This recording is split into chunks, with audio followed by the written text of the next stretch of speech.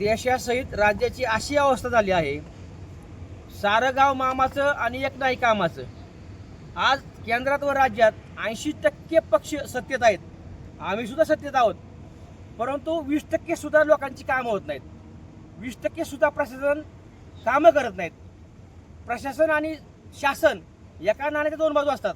त्यांनी मिळून जनतेचे प्रश्न सोडवायचे असतात. आंदोलनातून या देशाला स्वातंत्र्य मिळालं. आता आपण आंदोलन करून सत्तेत असताना सुद्धा लोकांना न्याय देण्याचे काम करू या तत्वाने रयत क्रांती संघटनेतर्फे सत्तेत असताना सुद्धा शेतकऱ्यांच्या व तुमच्या न्याय हक्कासाठी आमरण उपोषण 16 ऑगस्ट 2026 पासून चालू केलं आहे. या आंदोलनातील प्रमुख मागण्या तीनही कर्जमाफीपासून वंचित असलेल्या शेतकऱ्यांना संपूर्ण कर्जमाफी मिळावी, नियमित कर्ज फेड करणाऱ्या शेतकऱ्यांना 2 लाख रुपये अनुदान मिळावे, 7.5 HP पर्यंत शासनाने लाईट बिल व चालू बिल माफ केलं आहे, लांबच्या शेतकऱ्यांचे कृषी पंप हे 10चे 20चे आहेत त्याही शेतकऱ्यांचा त्यात समाविष्ट करावा, असे आमचे 8 मुद्दे आहेत.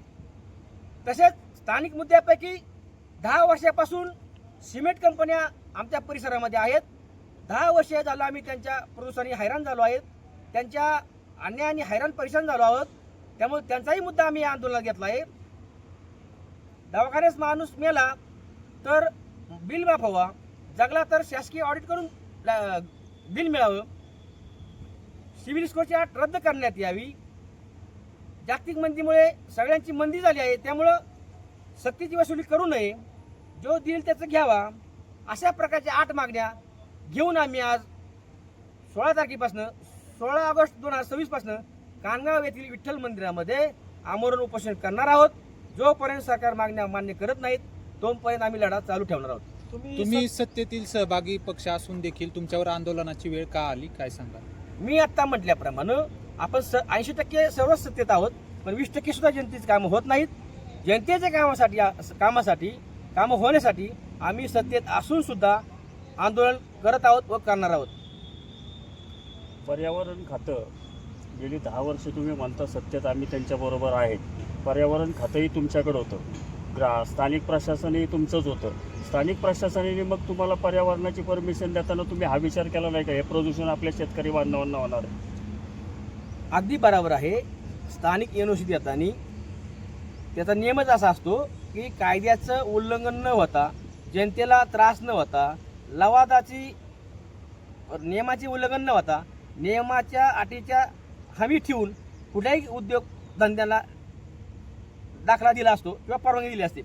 परंतु होतं काय, आपल्या दुर्लक्षामुळं किंवा शासन प्रशासनातील अर्थपूर्ण संबंधामुळं सदर कंपन्या हे अन्याय करतात. तरी पण स्थानिकांनी व आम्ही सुद्धा त्यांना वेळोवेळी निवेदन दिलं, आंदोलनं केली, परंतु त्यांनी दाद दिली नाही. म्हणून आम्ही विद्यमान आमदार सदाभाऊ खोत साहेब यांच्या माध्यमातून हा मुद्दा सभागृहामध्ये मांडला. या सिमेंट कंपन्याच्या विषयावरती राज्याचे सभागृह 5 मिनिटं चालले. तिथं पर्यावरण मंत्री पंकजाताई यांनी अंशतः प्रदूषण होत आहे याला मान्यता दिली, पण ते सिद्ध झालं आणि त्यांनी सांगितलं की स्थानिक बॉडींनी त्याच्यावर लक्ष ठेवा. जर त्यांनी ऐकलं नाही तर आम्ही क्लोजर नोटीस काढू, बंदीची नोटीस काढू. आता जर निवेदन करू त्यांनी ऐकलं नाही तर आम्ही नक्कीच आंदोलन जरी असो उद्या आम्ही सत्तेत आहोत, आम्ही क्लोजर नोटीस काढायला सरकारला भागच पाडणार.